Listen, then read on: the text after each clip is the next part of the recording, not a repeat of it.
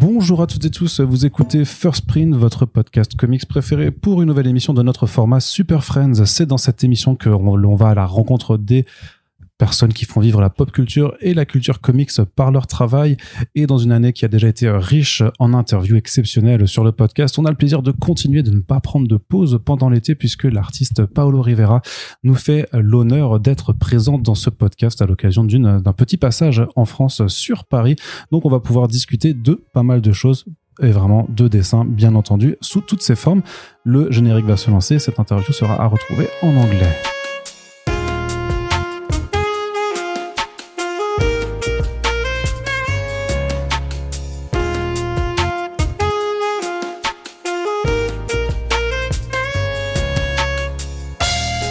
So this was my short introduction in French. Hello, Paolo. How are you? I'm doing all right. Did you understand anything that I said just before? I mean, little bits and pieces, certain words, but no. It's all right. So I'm really glad to have you here on the podcast. But since it's the first time that we actually speak together, we have to go back to the beginning. I would like to know how you would introduce yourself today. Who are you? And also getting back to the beginnings, if you were always from the beginning a comics reader before being a comics artist. My name is Paolo Rivera. I am a comic book artist. I don't do much sequential art anymore, but I would like to get back to it at some point. I started my career back in 2002 with Marvel. And they put me on Spider-Man right away. I was kind of shocked at the time, but also obviously very happy. And I did one issue of Spectacular Spidey with Paul Jenkins. And, prior to that, I had done a Doctor Doom story with Christopher Priest and one Iron Man cover. But the Spider-Man cover I count that as that's when I moved to New York. And so it was just kind of all wrapped up at the beginning of my career and the beginning of my life in New York. I'm actually really sad to hear that Marvel's moving. Is moving, yeah. Yeah. So you're one of the few that still live in New York? I actually don't. So my wife got a job in California back in 2013. So that's when we moved. So you are in California? Yeah. So Marvel is coming to you. Yes, exactly. I mean, we've been there since 2013. I like to visit New York because that's where most of my friends are. We were just there not too long ago, actually, for the Daredevil launch event for Daredevil Born Again season 2. Yes, season 2. Yes, they're working on season 3.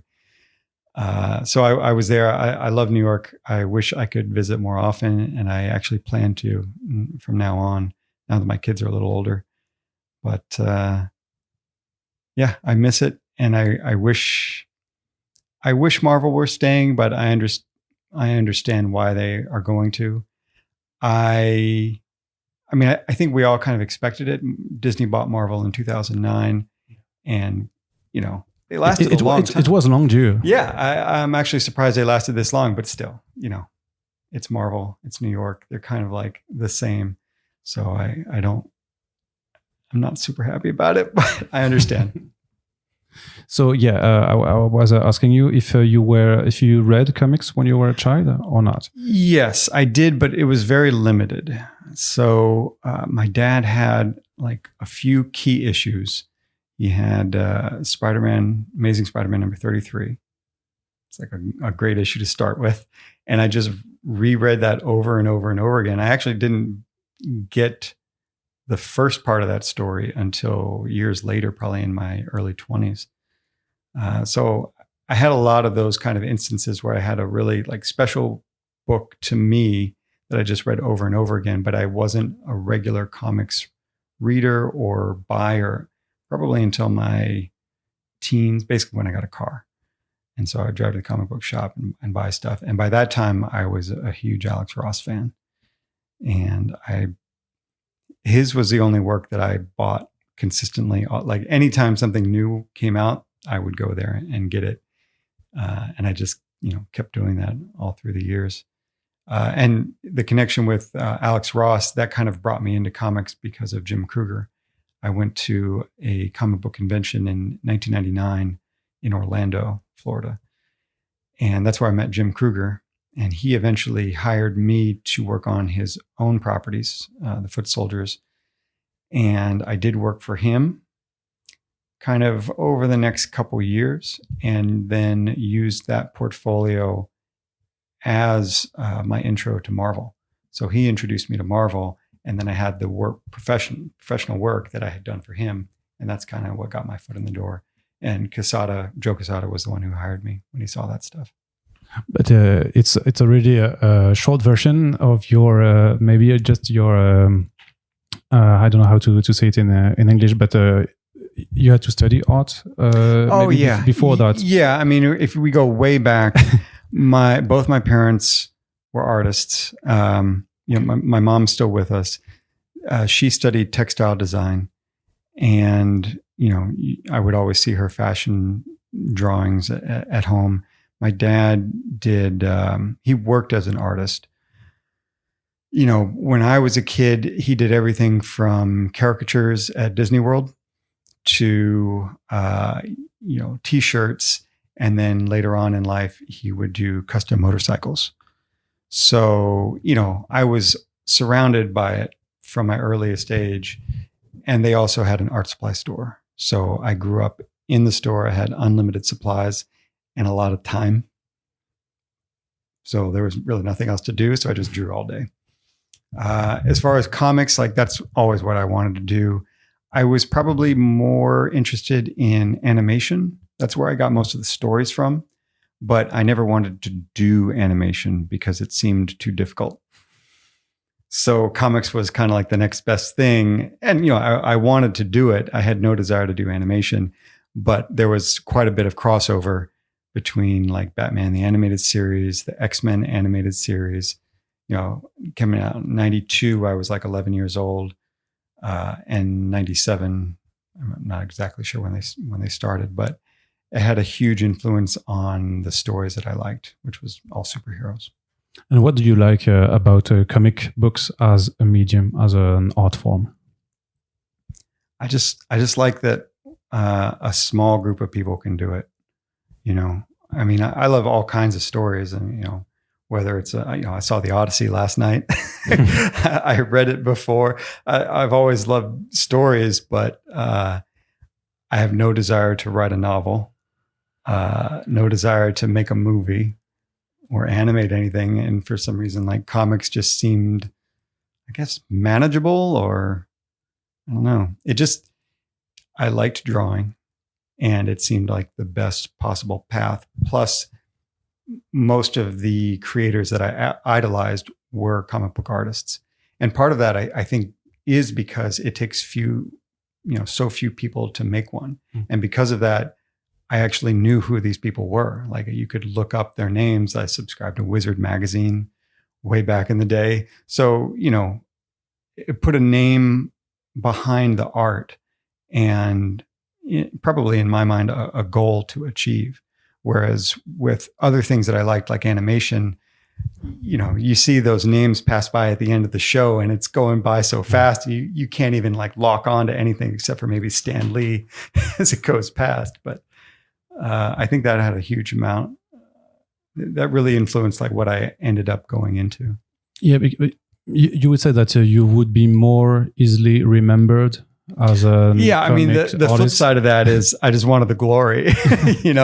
I saw people who made a name for themselves doing comics, and that probably had a big influence on my choice. Yeah, but I wouldn't say that every artist wants to. So everyone has their ego. But nobody wants to be famous more than everything else in the world. But there's still something, I guess, that's very satisfying when you see your name on the cover of a book, compared to just being the name of hundreds animators on a very good animated movie. But still, you're just even on like the very best animated movie, you're still part of a huge team. And at this point now, I've been on an animation team, and it's an insane amount of work. I had my little corner of it, and I was happy with what I did. But I guess that's the other aspect of it, that, I worked on Your Friendly Neighborhood Spider-Man. I started in 2021, didn't come out until last year. Yeah. So, I mean, I remember telling my kids, I'm working on Spider-Man. I can't tell you anything about it, but it'll come out one day. And then, they learned how to wipe their butt, how to read, how to, walk to school, 4 years of childhood gone. And then finally they get to see the show and they're like, good job, Dad. But it was so long ago, I don't even know if they remember. But I remember in interview you did quite a time ago. You were speaking about your work on mythos, and that one issue took you 10 months to draw. So it's not even that a big time to work 4 years on an animated show when you take also 10 months to produce one issue of comics. Yeah, but I was really dumb back then. Everyone told me not to use oil paint to make my comics, and I should have listened, but I had to find out for myself. So that was the last issue that I did in oil, which was, that was X-Men. I started in 2004. I finished sometime in 2005, and it came out early 2006. And then, with each issue of Mythos, I shaved more and more time off. The fastest I ever did one was 4 months ish. And that was breakneck speed for me. And then the last one I did was Captain America. And that took me under 6, but that also had a lot of historical reference, which, I really enjoyed, but it just takes more time. Which also brings me to the question of your style and the fact that you use a paint to work in comics and illustration. You mentioned Alex Ross before, and we can see that he's an obvious inspiration for you. Are there any other, or was it really you thought I want to try to be another Alex Ross? Yeah, I mean, part of the thing I was, let's see, Marvels came out in 94. I was 13. I don't think I actually saw it until 95, but that's when I realized, you can paint these.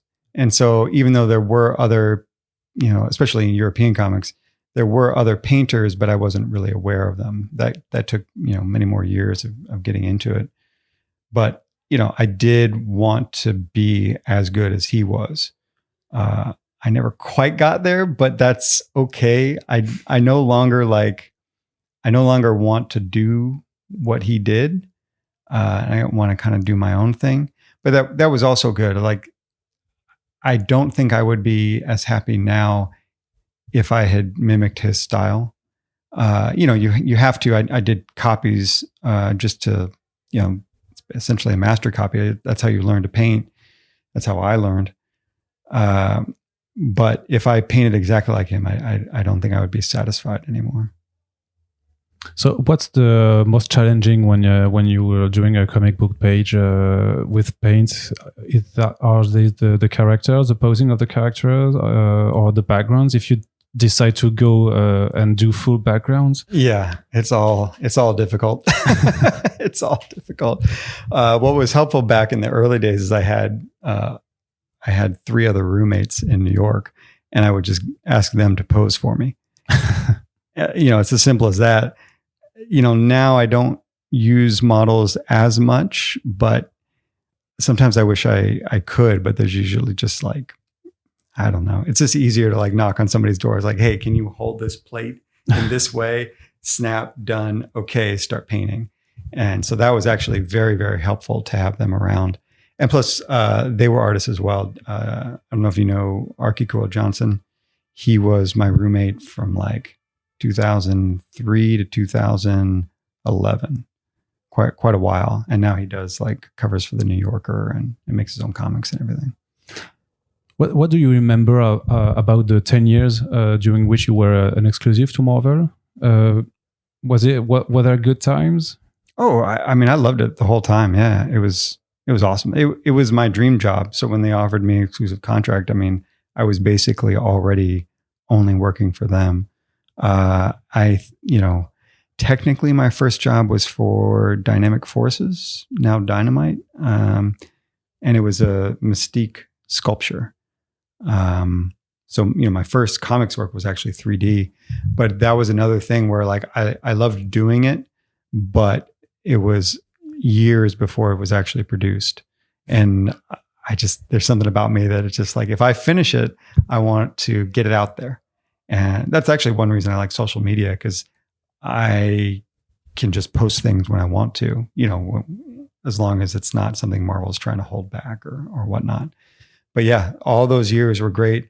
I worked with amazing editors, amazing writers. Like I have no regrets, because I was loving it the entire time. Were you choosing the projects you were assigned to, or? When I first started out, the most important thing for them is they're just trying to see, like, it's not even can I hit a deadline. It's am I going to do what I said I was going to do? And so, they gave me a cover. I got that. They gave me an 11-page story. I finished that. And then they gave me a 22-page story, which was Spider-Man. And then after that, they said, how about mythos? So we ramped up pretty quickly. I started in 2002. Mythos started in 2004. And so I'm kind of looking back on it now, like I'm amazed that they believed in me at that point. But when they presented the project to me, I loved it, because I was a fan of the movies. I was a fan of, classic Kirby, classic Ditko, and of course, Stan Lee and the whole crew. But like the fact that we got to retell those first issues, specifically, Quesada knew that he knew how important the movies were going to be. And it's tough to think back now, like it wasn't a sure bet. Yeah. Like I remember, especially at the time where Marvel almost got bankrupt. Exactly. So a few things were really lucky for me. One, I got into Marvel on the upswing. So they had the crash. Early 2000s, they were kind of rebuilding. They were doing well, but they were still like, there was a lot of room to go up. And so they were hiring me, other new creators, and it just worked out really, really well. And then, the movies were not yet a unified universe as they would come to be. But again, it wasn't a sure bet. I remember going to, first Captain America, with the Marvel crew. Like they had a screening for us, and none of us knew it was going to be as good as it was. Like I'm a huge fan of that film, huge fan of Joe Johnston. And so when I found out, the crew that they were assembling for that, I was like, this could be awesome. But still, it was like Captain America, now we know how it can work, but at the time it just you weren't sure, because the last Captain America movie, exactly 20 years back before, that's what everybody had in their minds, and I never saw it, but it was infamous, so I was definitely aware of it. And I think everyone was cautiously optimistic, but when we walked out of the theater, we were all very satisfied. I think I was sitting next to Dan Slott at that screening. And, we were pointing we weren't talking, but we were pointing out Easter eggs, like the Human Torch and all that kind of stuff. And it was so expertly done with the 1940s. And really, that film, actually, now that I'm thinking back to it, they had to nail Steve Rogers' pre-transformation. That for me, as an artist, just thinking about how are they going to actually do it and commit it to screen, it could be bad, and they nailed it. So I was always very impressed with that.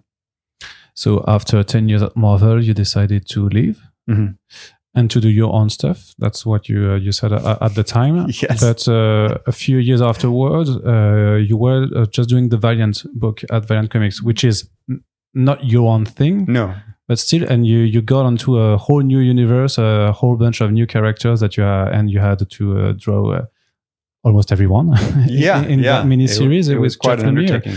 Yeah. How daunting was it maybe to jump in on a whole new universe. I don't know if you were aware of Valiant before that. I was aware of them just from like most of my comics knowledge came from Wizard. I was very weird that way. It's like I subscribed to Wizard, and so it showed up at my house. My parents would get the subscription for me, and I would go through every single issue, but I wouldn't always read the comics. Not until I had a car, and so I knew who the Valiant characters were. My dad knew who is Turok's one of them, right? Is Turok? Turok, yeah. Yeah. So my dad knew who Turok was. I knew who EXO was. I was familiar with Bloodshot. I had rough ideas what their powers were, but I never read any of those comics. I would see the artwork and I thought the artwork was great, but I never picked any of them up. But as far as like what brought me to it, I usually, if I'm not already a fan of the characters or the company, it's usually the editors. And so Warren Simons had been an editor of mine at Marvel, and he brought me in. Well, he kept calling and he kept calling. And finally I was like, okay, I'll read the script. And for me, that was key, because if you couldn't draw me in, you couldn't draw anybody in, because, only the diehard fans would go. And I liked it because it was a good story, even without me knowing who anybody was. And it was the kind of story where it touched on a lot of characters. It was a universe wide for Valiant, but it had a central core story to it that you could really lock onto. So, I became, as so often happens to me when I work on these books, I become a fan as I'm working. Even with Captain America, I was not like a big Captain America fan before Mythos, and now I'm a huge Cap fan. But, that was 2008. I remember seeing him in How to Draw Comics the Marvel Way. And I remember thinking that guy was like, he kind of looks dorky. Like, I wasn't a big fan. But after working on him, learning the history, and, honestly, I learned a lot of World War II history throughout that process. It just made me love the comics even more. So it didn't take too much time for you to just study references or go back to previous Valiant books to just get the characters done? They gave me a lot of PDFs. So... I like had a Bible. Yeah, I had plenty of reference. I was actually just going through some of that, getting rid of, because I need the space on my hard drive. They gave me a lot of reference, and I read some of the books, not all of them. But again, like most of the reference that I was actually drawing on was the new series that were being created at the time. So this was like 2012. Kerry Nord was working on EXO, and so they would send me his sketches for his version and the first few issues of that series. And so I never really got deep into the weeds of classic Valiant from the 90s. It was all the stuff that was being created then, which was nice because I just felt like I was part of that creative universe that we were, it's old characters, but we were giving them all new life. And so you did not do these issues with oil painting? No. I stopped oil painting in the middle of Mythos. So the first issue of Mythos was X-Men. I painted that fully in oils. The next issue was the Hulk. I started in oil. I painted the cover and the first page. And then I looked in the mirror and said, this can't go on. I called my editor. It's like, I got to figure something else out. Give me a little time. And I started working with acrylic wash, which is acrylic paint that dries to a matte finish. I wasn't comfortable yet with the color mixing, so I did it in black and white and then colored it digitally. Wasn't really happy with those results, so then I switched to acrylic wash color, and that was Ghost Rider. And then I was pretty happy with that. I kept on doing that with Fantastic Four, but I moved to a larger format. And then Spider-Man. And I can't remember. I think I switched Spider-Man to regular gouache with a little bit of acrylic. I can't remember now. And then by the time I got to Captain America, it was all gouache. And part of the reason that I had gone to oils was because Alex Ross used gouache. and I didn't want to look Oh. like him. And so I just, I had to go through that process to kind of find what my style was. Still don't know what it is, which honestly does slow me down sometimes, because I'll get to a new project and I'll be like, what should that look like? Instead of just starting to draw, which is how you have a typical career. And so now, I have kind of like two main styles. And, I credit actually Steve Wacker, who was my editor he inherited me on Mythos and then brought me on to Spider-Man and then Daredevil. He's the one that's, was working with me in painted work and then saw commissions that I did and said, why don't you just do this, but for us? And that's when I started on Spider-Man, issue 577 of Amazing, with the one with the Punisher, which was a blast. That was really when I started having more fun doing it, just because the pace was faster. The painting really takes a lot out of me. So even now, like, I will only schedule one painting a month, because any more than that, I just get burnt out. And do you feel like differences between the different feelings you can have with the different kind of paints, between oil painting, gouache, or is it just a question of rendering on the paper? There is a different feel, but at this point, I can mimic most of the stuff in either medium. I prefer water-based media, and I also prefer a ground that is more absorbent. So I like painting on paper as opposed to what I used to paint on, which was masonite. I just like it when the paper soaks in the paint, and I also find it to be faster. All right. So you kind of left the interior pages industry, and it's been like 10 years, maybe a little bit more than 10 years. For a while, I was trying to make sure I did one every year, but even that has stopped. So the last interior work I did was 2024, and it was only 3 pages.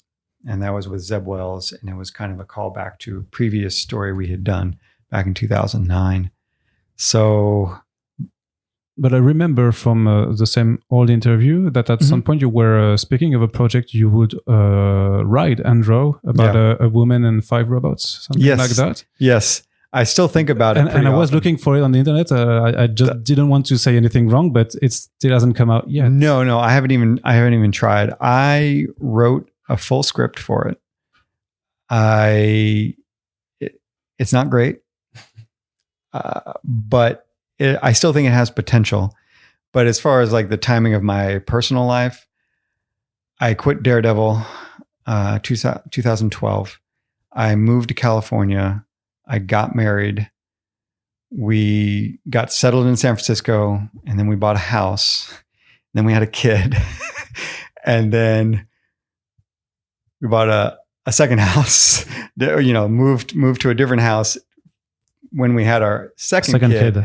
And so it's just like one thing after another. I had actually saved up a lot of money back in 2013 so that I could just focus on it. And then all that money went into the house, like just still have equity or whatnot, but just that's kind of what slowed me down. And I'm just now getting to the point where I'm contemplating doing it again. And I'm trying to decide between 3 different projects.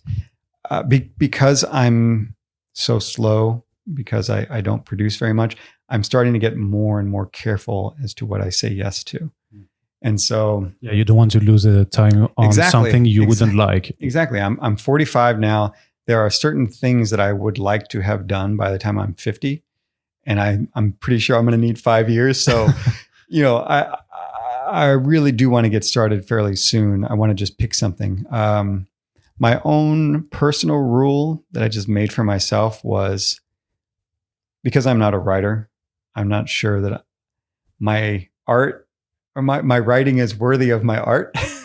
I have plenty of friends who are much, much better writers than me. So I have the opportunity to go to them. Why do I feel like I must write for myself? And so the deal I made with myself is I would write an 8-page story, and then I'd write either like a single issue or a double issue. And if I could do that, then I will concentrate on the big one, because the big one will be a major commitment. And I'm still scared that like what I've written is not worth it. Especially if you go all by yourself. Exactly. But you can always get a fellow writer to get a look at your scripts. Yeah. You can have an editor. You will have an editor also, I guess. Yeah, I've shown it around to other editors and to other writers just to see what they think. They all think it's weird. Which is great. Yeah, that's what I like about weird is cool. That's my favorite. Like, I kind of like weird stuff. I love superheroes and that, but I don't have much of a desire to, I definitely don't have a desire to write monthly comics. That's never something I've been interested in. And I can't draw monthly comics. I've tried. No, the deadlines are too tight. Yeah, I've come close. That's why Steve Wacker was so great. It's like he managed me and my colleagues very well. He knew how fast I actually was and realized that he could alternate me with Marcos Martin, Chris Somney. And of course, Somney is extraordinary and eventually like took on everything. Plus he's fast. But it was a great system that he had going when we were starting out on Daredevil. I wish I had stayed longer, but I don't see now like how I could have done it just with my schedule. So could you elaborate between the three projects that you have in mind, or is this all top secret stuff? I have an open offer from Marvel. I have like a soft, I had a pitch for DC and they didn't reject it. Which is always good also, right? Exactly. So I won't call it an offer, but there is something that I would like to do. I have no idea if I'd be able to. And then the third thing would be, it would roughly be a 180-page graphic novel series, whatever, about the robots. The thing about that story is, I personally like sci-fi, probably more than anything. Certain aspects of the Marvel universe, that's kind of what I'm drawn towards. But everything that like I wrote about, all that stuff is happening now, and I wouldn't say I'm excited by it. I'm scared, but also I'm just like, I got something right, and that's what gives me a little bit of confidence in just going for it and saying like what comes next, that kind of thing. But this is the thing that is quite dangerous right now to write in science fiction or anticipation, because everything you can write thinking about it would never happen, or if it would happen, it would be 50 years, but it can happen tomorrow. I had 3 major plot points in the book that would, and there were some parts that were fanciful, but there were like 3 things that I was like, these could happen, probably won't happen in my lifetime. All 3 have happened. And I'm just... What were there? One of the stuff. So one was a scene in which I had one character who was like a living library and just stores, always recording, always looking at everything, and just genuinely curious about the world. It's a robot, but it had a genuine interest and a genuine care for humans. And this was just one weird scene where it was just like looking around and then showing it to one of the other characters and saying, this is what I recorded. And the other character looking at it is like, you could not have seen this. Show me only what you actually recorded. And so, and I don't know how I was going to draw any of this. Okay. It's much easier in video. It showed essentially a 3D representation of the view as it's going around, and where it was interpolated and where it was extrapolated. And kind of, you could make a complete view of a room. And I saw this video on Twitter of just like this robot camera who was looking around and with each turn of the head, just filling in the space while also building a 3D model. That was like the tame one. The one that had me worried the most was essentially encoding DNA and flipping back and forth. You know, DNA is this one substrate and going to another. And it's already happened. And then the third thing, it just happened. It's not quite what I'm the worst person to ask about this because I'm not obviously a computational scientist or a biologist, but I follow all those people.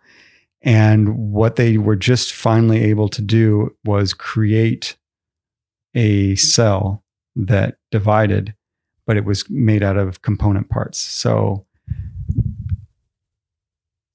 they're not calling it a living cell, but it was doing things on its own. Now they had to keep feeding it, but I still feed myself. Like it's just, there's no barrier between the technology and life. And so, you know, I think that's why I was always drawn to sci-fi, because it all seemed part of the same thing and it was a false dichotomy. So we're now living in the time where they're going to be blended and it's coming very, very fast, much faster than I thought. And so I'm a little scared. I'm also excited about the potential, but we'll wait and see which side I end on. Speaking of technology, are you afraid about the use of generative AI as far as you're concerned? Because you're an illustrator, and so we know that it's endangers your profession. Yeah. Right? Don't get me started. No, I am not as anti Gen AI as most of my colleagues, but that is probably a result of who my wife works for and who all my friends in the Bay Area are. So I'm surrounded by people at these tech companies who are brilliant and they're doing amazing things, but their companies have, you know, they have goals of their own. And so I will never make an argument. I like what Carla Ortiz, I'm not sure if it was her, so I won't attribute it to her, but she's been one of the main proponents for going against what is essentially theft. But now I can't remember. Maybe it was Stephen. I'm going to butcher the name, but essentially calling it copyright laundering. And I really liked that term because I think that's essentially what it is. The best example of that, I'll go ahead and give you. So I have been using Gen AI since about 2022, not like to create anything, but just to see the state of the art, because I want to see what my competition is. And so just recently, I put one of my drawings into it, and I said, it was actually from the sci-fi story that I was talking about earlier. It's one of the robots, a little two-legged robot. It's covered in green algae. I posted it before. And I said, turn this into a photo of a hobby kit. You know, like, because I follow a lot of modelers online, and I just love them when they show like the model, and they'll make a little diorama and they'll have the paints and everything. I love the way that looks. And I'd seen other people do generative AI of stuff. You know, they do a quick drawing and then they say, turn it into a model on my desk, and it looks amazing. And so I was like, all right, I'll see where it's at. This was, I think, last year. And so I feed it in, and what it spits out is a Star Wars AT-ST chicken walker, like just straight out.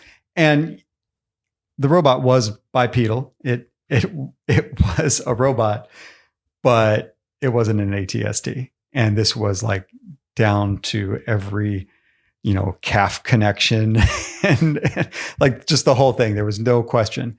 And so that's not what I asked. Now, eventually I could prompt it to get what I wanted, which was just do my drawing, but a 3D model of it.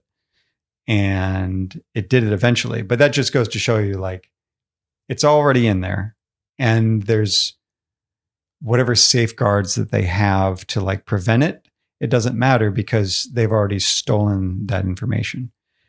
Now, beyond that,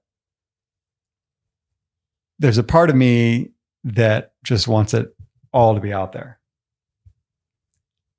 You know, I draw Spider-Man, but I'm not allowed to draw Spider-Man and then make 50,000 copies and sell those. Now, why am I not allowed to do that, but OpenAI is, or Anthropic, or Google? That's what they're doing. But they have lawyers and I don't. And so that part of me, I don't know how I feel about it yet, because I do use AI just on this trip, just to plan my itinerary. And it's been amazing. You know, I told it, I have 5 hours in Dresden. What should I see? But you don't feel that for this kind of example, you would just have Googled the same thing, like stuff to do in Dresden, and you could have picked up without using this. But technology. I didn't have the time. I only had 5 hours, and it was, you know, and then it actually routed it, because there's things I want to see and things I don't. And it just gave me a bunch of stuff. And I was like, oh, I want to see this painting specifically. And that one, that one's not currently on exhibit. Like it gets down to very specific things, including the route that I'm walking. And so, you know, I am connected into all that. I've always used Google products regardless. So they're pushing it hard, and I'm not rejecting it. Put it that way. But how do you feel? Because a lot of your colleagues are. I don't blame them very, very against the use of absolutely, AI. And I don't blame them at all. And but they are defending their work. Absolutely, and they are entitled to it for sure. You're not scared of being the victim of a theft? Not really, but that's partly because most of my work has already been copyrighted by Disney. You know, I worked for Marvel, and then Disney bought Marvel. So now everything I've ever done is owned by Disney, which in some respects, not great, but it's also the reason that we're talking. Like, I have a career because of Spider-Man, because of Daredevil. I didn't create those things. I added to their intellectual property and their, you know, their stories. But, you know, if I went out today and just did just any old sketch, any old painting, it would never receive the same kind of viewership that those things would get or would garner if I had done just a Spider-Man sketch. Can we switch just to your work on your friendly neighborhood Spider-Man? Sure. Yeah. Just quickly, because we don't have that much time, but what did you do on this project? What were your tasks? How did it go? It was a great project to work on. Ryan Meinerding hired me pretty early on, before we really had a look for the series at all. And my job was just to come up with just the look of the show. And so we really didn't have any rules. I mean, you know, he said he wanted it to kind of feel like a Saturday morning cartoon. You know, it was great. I mean, I grew up on that Spider-Man cartoon from the 90s. I loved it. But he wanted something, while, you know, could still be enjoyed by adults, it would also be aimed at adolescents. So, you know, it was just the perfect job. I actually spent the first few weeks just taking scenes from mythos, like backgrounds, and then drawing an animated character on top of them. Just because we at that time we weren't sure how the backgrounds were going to be doing. I knew they weren't going to be painted, but I thought, I can't remember if the Ninja Turtle movie had come out. I think so, yeah. Yeah. Maybe not when you started in 2021, maybe not. It was 2023, the first year. Yeah, but TMNT. I remember seeing that and I was like, oh, they can do it. Like, I loved that movie. I have a friend who worked on it, and it just looked beautiful. Sorry, my phone's going on. And so I knew it was possible, even like you could do a 3D model, but have it look exquisite. And so I just took literal backgrounds from my Mythos Spider-Man book and just slapped drawings on them. We eventually didn't go that way, but as I was on the project, they were, honing down the look. They got Leonardo Romero on there, and that's when things really clicked. And once that happened, I got put on more like keyframes, where you're just trying to create what the final look is like. So I would get turnarounds from them, and then usually a 3D mock-up in Blender, and I would draw over that and just make everything look the way it should look in the final product. And final question, you're also drawing cards for the game Magic the Gathering. Oh, yes. You did several cards for the Spider-Man set and the new Marvel superhero set. Yes. I was just wondering how does it work? So are they just contacting you and tell you like we are going to have this card, we want you to do the drawing, and how do you make a good drawing for a card? I mean, that whole process has been great. I was never a Magic the Gathering player, but I love drawing Spider-Man. I love painting, and I like working for them because they have timelines that are much longer than Marvel. Again, it's that thing where like I turn it in and it doesn't come out for a whole year, but it's been such a nice job that I keep saying yes to it. I think I've got like 3 more cards in the pipeline right now, but I don't know when they'll come out. But the first part was great because it was all Spider-Man. And so I just got to do my favorites. Plus, I felt really good that they gave me like so many choice cards, because I have since found out that they're not all choice cards. I told them, I probably shouldn't give too much info, but there was one character I wanted to do, and they said, okay, you can have this one. And I read the description. I was like, oh, I don't want to paint that. So I have turned jobs down before, but most of the time they give me things I really, really want to paint. So the choice cards is when you can choose what you are going to draw specifically? Depending on who the editor, I've had a few editors now. I will give them, they'll give me like the title of the set, like who the character or who it focuses on. And then I'll say who I'd love. And then they'll get back to me usually with a choice of like 3. And then I'll pick 1, 2, or 3. They work in waves. I wish I could do more at a time, but I can usually only muster, 2 at the most. But lately it's only just been 1 at a time. But I wish I could do more for them because it's like 1 month for one card. They have a schedule where they have, submit a drawing, because it's not just them approving. It's also, Marvel or whoever. And so they have very strict deadlines where you do a sketch, a color study, and then the final. But the nice part is, about all of that ahead of time. And so it is a deadline, but when it's coming. And I don't know, I just like how far ahead they plan for all that. All right. Well, we'll be looking forward for your next comics. Finger crossed. Yes, hopefully. And thank you so much for your time for this discussion. It was a pleasure. Thank you. Thank you.